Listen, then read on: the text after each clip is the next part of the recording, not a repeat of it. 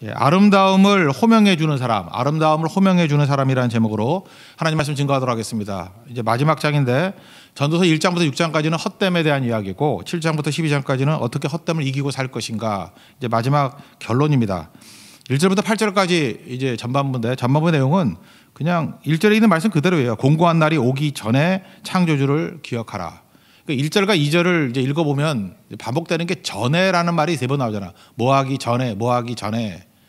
무슨 뜻입니까? 인생은 2가지 인생이 있다 그러죠. 수리 인생이 있고 정비 인생이 있다고. 전에 하는 걸 정비라 그러잖아요. 그러니까 자동차도 정비하면은 뭐 나사 몇 개만 이렇게 조여주면 될 거. 이게 만약에 고속도로 같은 데서 자동차가 망가져 버리면 뭐 사람 불러야 되고 또 굉장히 몇 시간 걸리고 또 위험해질 수도 있겠죠. 그러니까 수리 인생은 작게는 10배, 크게는 뭐 100배 이상 차이가 나버리는 거죠. 그래서 오늘 무슨 얘기를 하는 거예요? 지혜자는 이 수리 인생이 아니라 정비 인생, 전에 이렇게 준비하는 인생을 갖는다. 그렇게 얘기한다는 것입니다. 그래서 제가 이게 아파 보니까 이게 특징이 뭐냐면요. 그 아플 때 뭐 기도한다 그러잖아요. 근데 막상 아파 보니까 기도 못 해요.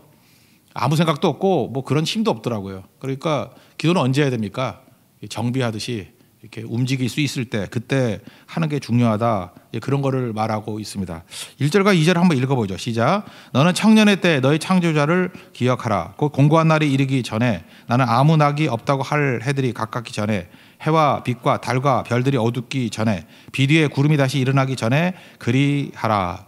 여기 청년, 그러니까 사실은 뭐 청년들 모임에서 이 전도서 12장 말씀을 많이 설교를 합니다. 근데 여기서 청년이라는 뜻은 나이가 젊다라기보다는 힘이 있을 때, 그런 의미가 더 강합니다. 힘이 있을 때, 자기 힘으로 뭘 할 수 있을 때, 내가 나를 이렇게 컨트롤할 수 있을 때, 그게 청년이에요. 오늘 이렇게 새벽기도 나오신 분들은 다 청년입니다. 여기 개념에 의하면 내가 오고 싶으면 올 수 있잖아요. 이렇게 내가 의사결정에 따라서 움직일 수 있을 때. 그 공고한 날은 뭐예요? 여기 공고한 날 그럴 때는 그 청년의 반대 개념이에요. 그 내 마음대로 못할 때, 내가 나를 컨트롤할 수 없을 때. 뭐 언제겠어요? 뭐 갑자기 추워가지고 아무것도 못하거나, 또는 죽음, 갑자기 죽거나 아무것도 못하잖아요. 병들거나 뭐 감옥에 갇히거나 훅 하고 들어온다는 거예요. 인생이.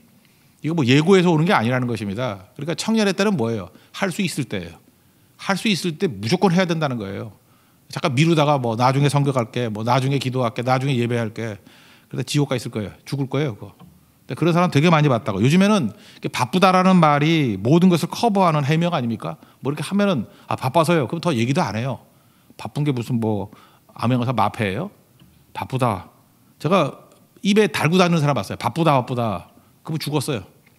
들을 수도 없어요. 더 이상. 바쁘다 그러다가 죽어버렸다고. 그러니까 우리가 그럴 수 있다라는 것입니다. 그러니까 청년이라는 건 뭐냐 하면 할 수 있을 때예요. 내가 지금 걸을 수 있을 때, 예배할 수 있을 때, 또 헌신할 수 있을 때, 이제 그런 의미라는 것입니다. 그때에 창조자를 기억하라, 그런 얘기입니다. 창조자, 이게 여러분 좀 관심을 갖고 보셨는지 모르겠지만 전도서 전체에서 보다 하나님을 묘사할 때는 엘로힘, 그래서 번역도 하나님이라고 번역돼 있어요. 근데 여기만 창조주라고 돼 있죠. 좀 특이하지 않습니까? 창조하다라는 히브리 단어 뭐라도 되는데 바라라는 단어거든요. 바라에서 나는 보르에카라는 파생어예요. 그러니까 만드신 분, 그런 뜻이에요. 만드신 분. 그러니까 우리를 존재하게 하신 분, 그런 뜻으로 쓴 거라고요. 이거 반대말이 우리가 지음 받았다 그럴 때 피조물 그러잖아요. 지음 받았다. 그러니까 요거에 맞게 번역을 한다 그러면 조물주예요. 근데 뭐 말이 좀 이상하잖아요. 그래서 창조주로 번역한 거라고요. 그러니까 조물주란 개념이에요. 조물주. 만드신 분, 우리를 존재하게 만드신 분. 그러니까 요 말의 반대말은 피조물이에요. 피조물로서의 창조주, 만드신 분, 그런 뜻이라는 것입니다. 사실 그분을 기억하라는 거예요. 창조주 하나님을 계속해서 기억하는 것이 꼭 필요하다. 이거 상호적인 개념으로 이걸 쓰거든요. 기억이라는 단어. 그래서 이 전에라는 단어가 중요하고 또 기억하는 거예요. 기억. 하나님을 기억하는 거, 창조주를 기억하는 거. 내가 기억하면 하나님도 나를 기억해 주셔요. 항상 이게 상호적이에요. 이 단어는. 기억이라는 단어는 상호적인 의미가 꼭 있다는 것입니다. 사무엘상 2장 30절 좀 비슷한 말씀이 있죠. 나를 존중히 여기는 자를 내가 존중히 여기고 나를 멸시하는 자를 내가 경멸한다. 이게 상호적이죠. 그런 개념으로서의 기억이라는 것입니다. 이 기억이라는 것은 지킨다라는 뜻도 있거든요. 지킨다. 이렇게 뭐 이렇게 수호한다, 지킨다, 뭐 이런 뜻도 있는데, 이건 뭐 히브리 알아들어요. 자카르라는 단어인데, 자카르에서 알 수 있는 게 스가랴 선지자 할 때 자카르 플러스 하나님을 약자로 야라 그러잖아요. 자카랴 플러스 야, 그래서 스가랴예요. 그러니까 스가랴 이름의 뜻이 뭐겠어요? 하나님을 기억하는 사람, 하나님을 기억하다 그런 뜻이라고. 스가랴 몰라도 됩니다. 그리고 여기서 제가 레위기 할 때 자주 설명했던 것 중에 아즈카라, 그 자카라에서 아즈카라가 나왔어요. 아즈카라가 뭐라 그랬어요? 소제를 드릴 때 전체를 다 드려야 되지만 일부분을 드릴 때도 전체를 드린 것 같이 여겨준다 그러는 거 있죠. 예, 그거예요. 그게 요게 기억이란 개념이라고요. 기억. 그러니까 하나님께서 그걸 기억해 주시는 거예요. 다 받으신다는 거예요. 오늘도 새벽에 이렇게 작은 부분을 드리죠. 하나님이 이걸 기억하셔요. 이게 뭐예요? 일부분을 드리지만 삶 전체를 다, 오늘 하루 전체를 다 드린 것 같이 받아주신다. 그래서 사실은 이 구약성경에서 자카라라는 단어, 아즈카라라는 단어, 이거 되게 중요한 단어인데 그런 정도 개념으로 그냥 한번 듣고 지나갔으면 좋겠습니다. 이 하나님의 시간이라는 게 믿음인데 믿음은 항상 현재를 사는 거예요. 지금 순종하는 거죠. 지금 갈 바를 알지 못하지만 지금 움직이는 거 아니에요. 그게 믿음이죠. 지금 움직이지 않는다는 믿음이 아니겠죠. 기억이라는 건 뭐예요? 과거가 있어야 될 거 아니에요? 과거를 현재화시킨 게 기억이잖아요. 그러니까 우리 크리스찬들의 특징이 뭐냐면 모든 걸 다 현재화시켜버리는 거예요. 현재는 믿음으로 걸어가고, 그죠? 과거는 그죠? 과거를 현재화시켜서 기억하는 거예요. 미래는 그 소망, 비전을 가지고 미래는 소망으로 현재화시켜버리는 거고, 그렇죠? 약속을 현재화시키는 거 아니에요. 다 어디에 다 들어가는 거예요.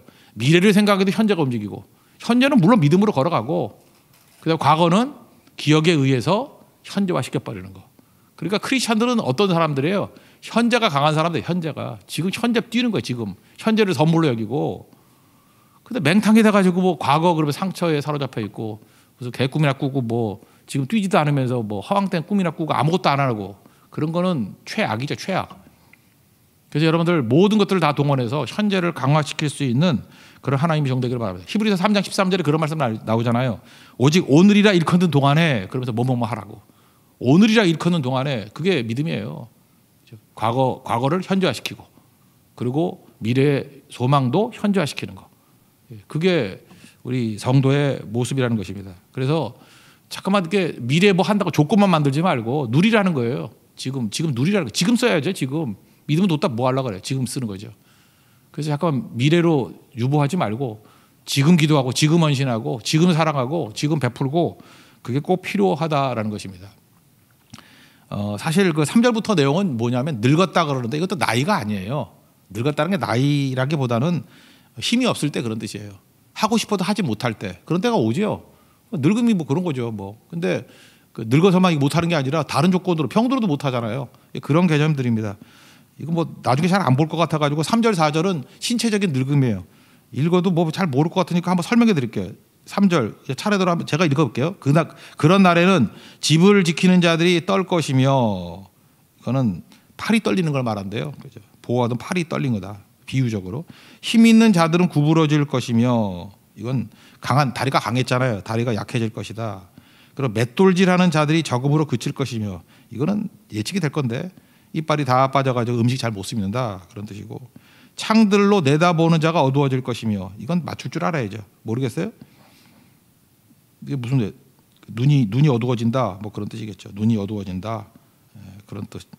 그 다음에 또 뭐가 있죠? 4절 길거리 문들이 닫혀질 것이며, 이건 뭐겠어요? 길거리 귀가 어두워서 거리에서 들리는 소리가 잘 안 들린다. 그 맷돌 소리가 적어질 것이며, 음식 씹는 소리가 적어질 것이다. 잘 못 씹는다 뭐 그런 뜻이고, 또 뭐 있나? 새 소리로 말미암아 일어날 것이며, 이게 나이 들면은 이상하게 깊은 잠을 못 자요. 뭐 부스럭 소리가 나도 벌떡벌떡 깨고. 근데 그 잠도 없는 분들이 새벽기도도 안 나오고 그러면 안 되죠, 그죠? 나와야 되고. 또 뭐가 있죠? 음악하는 여자들은 다 쇠아질 것이다. 음성이 이게 상한다는 거예요. 성대 결절이 오고. 그래서 할아버지 음성이 있잖아요. 할머니 음성. 그 음성도 딱 들어보면 젊은 사람 음성이 있잖아요. 다 그런 시대가 온다는 거예요. 이게 힘이 사라질 때가 온다. 그러니까 뭐예요? 이런 거 오기 전에 빨리 하라는 거예요. 있을 때. 5절부터 또 할까요? 또한 그런 자들은 높은 곳을 두려워할 것이며, 그 계단 죽어도 안 가는 분들 있죠. 그 나이 들면 관절이 안 좋아가지고 높은 곳을 두려워한다. 뭐 그런 뜻이고요. 길에서는 놀랄 것이며, 저는 이거 경험해본 적이 있어요. 그 지하철을 타러 이렇게 내려가는데 어떤 8순 내지 한 9순 정도 될 분 같아요. 그 남자분인데, 남자 할아버지신데 이렇게 계단을 내려가고 있는데 그 지하철이 오잖아요. 오니까 이렇게 청년들이 후다닥 뛰어서 타려고 그러다가 내가 볼 때 세게 민 것도 아니야. 이렇게 할아버지 살짝 건드렸는데 힘이 없으니까 굴러 떨어졌어요. 그래서 하여튼간에 그런 걸로 부러졌대요. 부러졌다 그러면서 뭐 나중에 뭐 이렇게 들려오는 소식에 의하니까 뭐 6개월 이상 꼼짝을 못했다. 그러니까 여러분들 그 나이가 한 7순, 8순, 9순 이렇게 되면요, 뒤에서 소리가 나면 공포를 느끼는 거예요. 왜 그렇죠? 젊었을 때야 뭐 살짝 피하면 되고 웬만한 다리 힘이 있으면 되는데 그게 죽음을 느끼는 거예요. 이러다가 죽을 수 있다. 그래서 젊은이들이 이제 해야 될 일 중에 하나가 뭐냐면 절대로 이렇게 연세 드신 분이 있으면 앞질러 가려고 그러지 말고 아니면 소리를 내가지고 멀리 가든지 아니면 시간적 여유가 있으면 뒤를 좀 보호해 주세요. 두 발짝 뒤에서부터 딱 막아주고 있으라고. 그래도 헛기침 하면서 있다라는 거 보여주면서 그럼 되게 안심하고 내려갈 수 있다고. 그러니까 나이 든다는 게 서글픈 건데 계단 하나 내려갈 때에도 공포를 느끼는 거예요. 그 심정을 이해할 줄 알아야 되는 거예요. 예, 그러니까 이거 이해가 되죠. 길에서도 놀랄 것이다. 그다음에 살구나무 꽃이 필 것이다. 이거 머리 휘어진다는 뜻이고 메뚜기도 짐이 될 것이다. 가벼운 것도 못 온다 그런 얘기고 정욕이 그치리니 이거 뭐 설명할 것도 없고 할배가 뭐 있겠어, 그죠? 이는 사람이 자기의 영원한 집으로 돌아가고 조문객들이 거리로 왕래하게 됨이니라. 뭐 죽을 날이 가까웠다. 뭐 그런 얘기죠. 6절 이건 좀 풀어줄까요? 은줄이 풀리고 이걸 해석이 되나요? 은줄이 풀린다? 척추래요. 척추가 이렇게 안 좋아지는 거래. 은줄. 표현이 그렇대요. 히브리어로. 은줄이 풀리고 금그릇이 깨지고 이거는 머리래 머리. 두뇌가 노쇠해졌다. 항아리가 샘곁에서 깨지고 이건 뭐 의사들은 알 것 같은데 심장이래. 심장이 안 좋아질 때래. 심장병. 바퀴가 우물 위에서 깨지고 이게 동맥경화라는 데는 이유가 뭔지 모르겠어. 동맥경화래요. 고혈압, 뭐 당뇨. 그렇게 해석하는 거래요. 그러니까 뭐예요? 뒤에는 병 들고죠. 나이 들고 병 들고. 그러니까 그걸 강조하는 게 아니고 무슨 얘기예요? 늙음이 상징하는 게 뭐라고요? 못할 때. 늙어서만 못하는 게 아니라 병들어도 못하고 갇혀도 못하고 뭐 장애인이 돼도 못하고 그러잖아요. 그러니까 현재가 뭐예요? 할 수 있을 때예요. 그게 청년이라고. 못할 때가 늙음 또는 공고할 때예요. 공고한 날. 온다니까요. 훅 하고 온다니까 우리 인생 가운데. 그러니까 기도할 수 있을 때 기도하고 충성할 수 있을 때 충성하라 그런 얘기입니다. 그래서 마지막 결론이 뭐예요? 그래서 나중에 죽잖아요. 죽기 전에 충성하라 그런 얘기죠. 7절 8절 다 가시겠습니다. 시작. 흙은 여전히 땅으로 돌아가고 영은 그것을 주신 하나님께로 돌아가기 전에 기억하라. 전도자가 이르되 헛되고 헛되도다. 모든 것이 헛되도다. 그러니까 전도서의 시각이 뭐예요? 지금 당장 충성하라. 지금 당장 기도하라. 당장 하라 그래. 당장. 반드시 우리에겐 공고한 날 이퀄 뭐예요? 늙음 온다는 거예요. 그 반대가 뭐예요? 청년이 청년. 할 수 있을 때. 지금 할 수 있잖아요. 미루지 마십시오. 지금 당장 하라. 그게 전반부의 메시지입니다.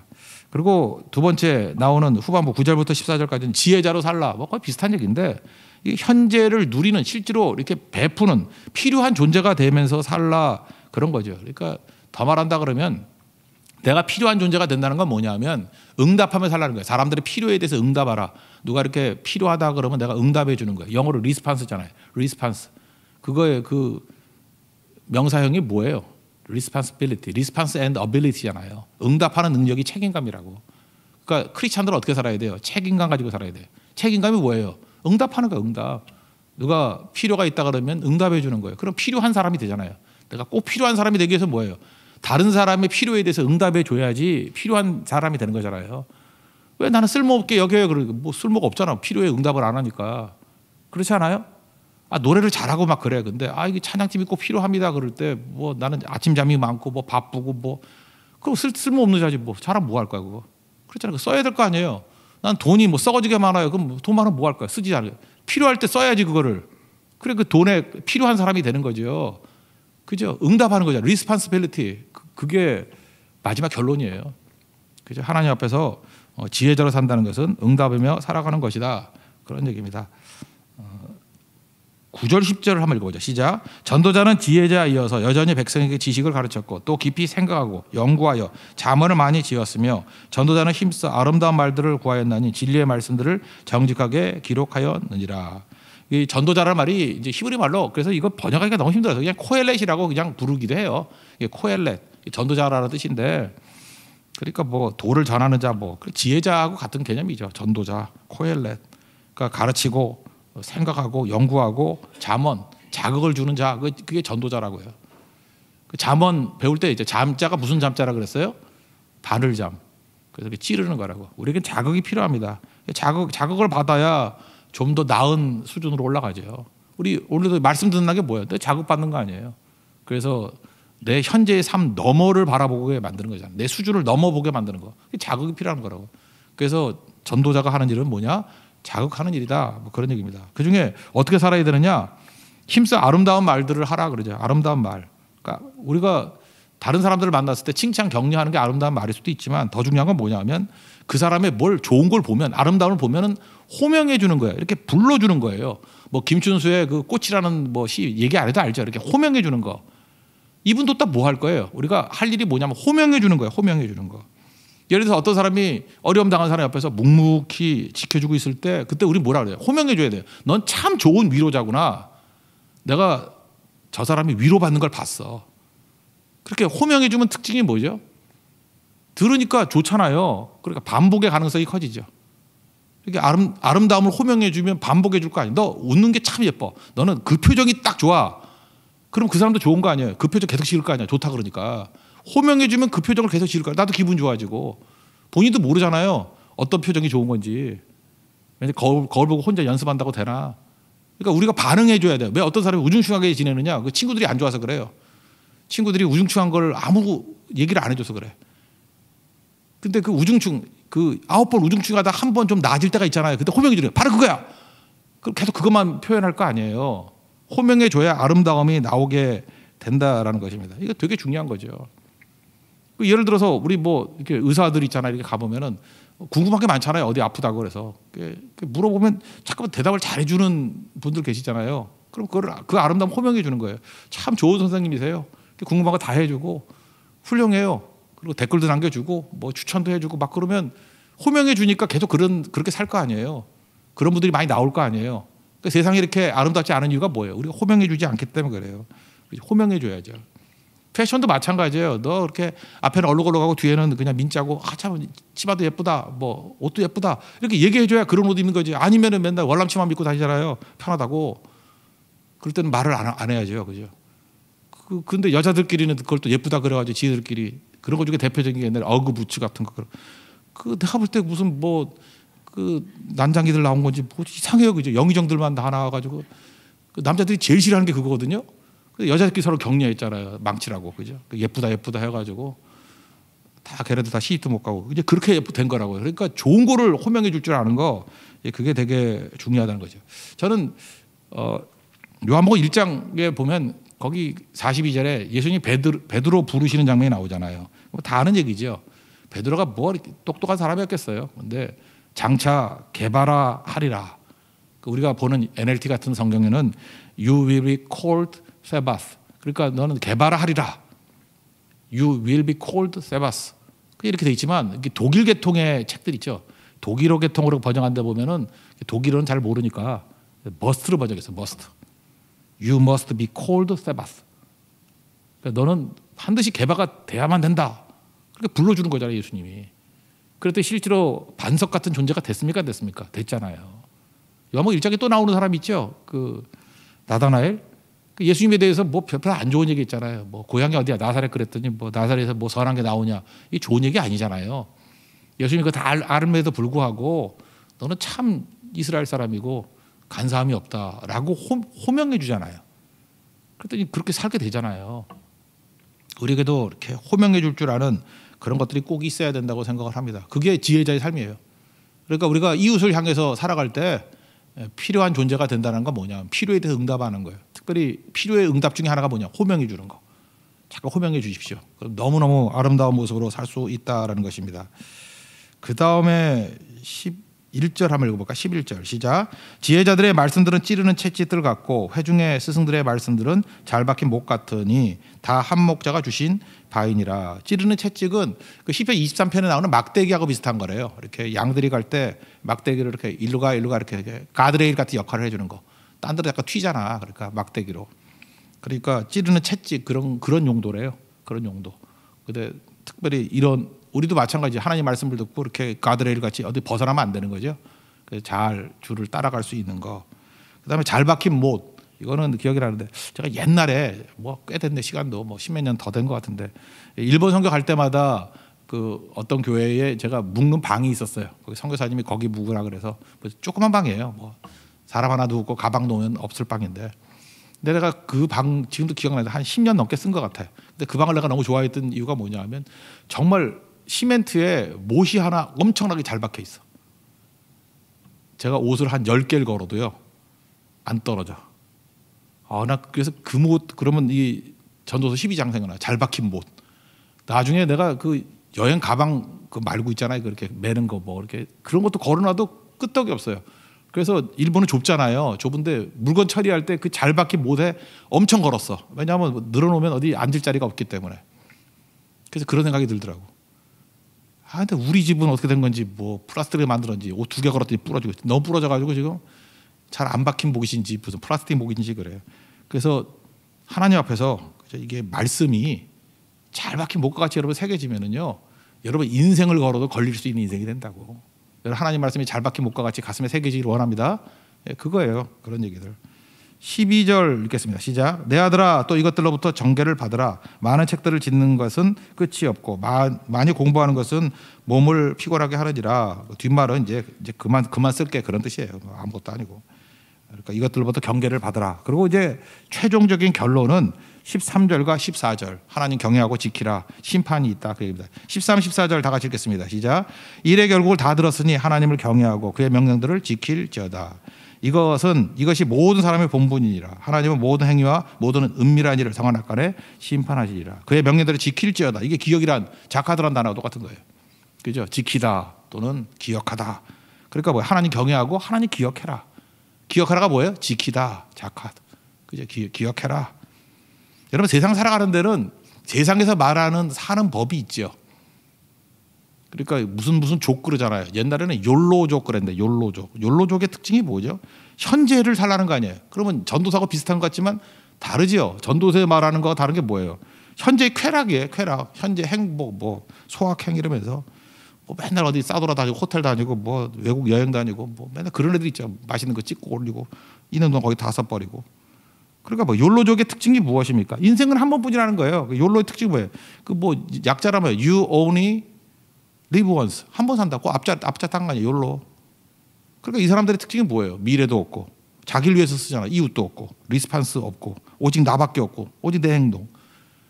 욜로족은 이제 죄송한 얘기지만 시편과 잠언과 전도서에서 말하는 악인이에요. 악인. 악인의 삶이에요. 딱 욜로족이. 내가 너무 심했나? 심하지 않은 것 같아. 이게 악인이야. 악인. 하나님 없는 삶이잖아요. 악인. 나밖에 모르는 사람. 악인. 이게 바벨의 삶이에요. 그러니까 욜로족은 아니죠. 요즘에 또 뭐가 나오냐? 파이어족이래. 그래서 파이어족 뭐 불이 붙었나? 성령의 불 같은 성령이 붙었나? 근데 그게 아니고 그러니까 financial independence. 그러니까 40살이 되기 전에 그게 가능한가? 경제가 독립되고 financially independence 독립되고 그 다음에 retire early 조기 은퇴. 뭐 어떻게 돈을 벌지 뭐지 한 40살쯤에 돈 왕창 벌어가지고 은퇴하고 그 다음부터는 내 멋대로 살겠다. 잘 들어보니까 그게 미니 솔로몬이야. 솔로몬이 그랬잖아요. 솔로몬이 40살 되기 전에 뭐 있을 거 다 가졌잖아요. 그죠? 다 갖고 내 마음대로. 그러면 그 삶이 될까요? 그래서 내가 볼 때 파이어족이라고 말하는 것도 헛된 인생, 솔로몬의 헛된 인생이 말하는 그 얘기밖에 안 돼요. 지금 많은 젊은이들이 욜로족 아니면은 파이어족 그래서 뭐 대박 터뜨리든지 뭐 주식을 하든지 뭘 해가지고 한 40대 중반 전에 돈 왕창 벌어서 그 다음부터 놀고 먹기로 살겠다. 내가 원하는 거 하고 살겠다라고 하는 것이 사실 솔로몬이 이렇게 살았잖아요. 근데 그거 아니라는 거 알겠죠. 그러므로 오늘 결론이 이거예요. 하나님 경외하고 하나님 기억하고 지키고 살라는 거예요. 이게 뭘까요? 우리도 무슨 족 하나 붙이면 NIBC족, 그죠? Not I, but Christ 족이라고 우리는. 그러니까 뭐 예배하는 거죠. 나는 죽고 예수로 사는 NIBC족. 그 전도서 핵심이 그거예요. 하나님 경외하고 한 목자 대신 예수님이 따르고 나는 죽이고 예수로 살면 최고의 인생이 됐다. 이게 결론입니다. 여러분 욜로족도 아니고 파이어족도 아니고 NIBC족 되는 축복과 은혜가 넘치기를 기원합니다. 자리에 하겠습니다. 나는 주님께 속한 자 찬양하겠습니다.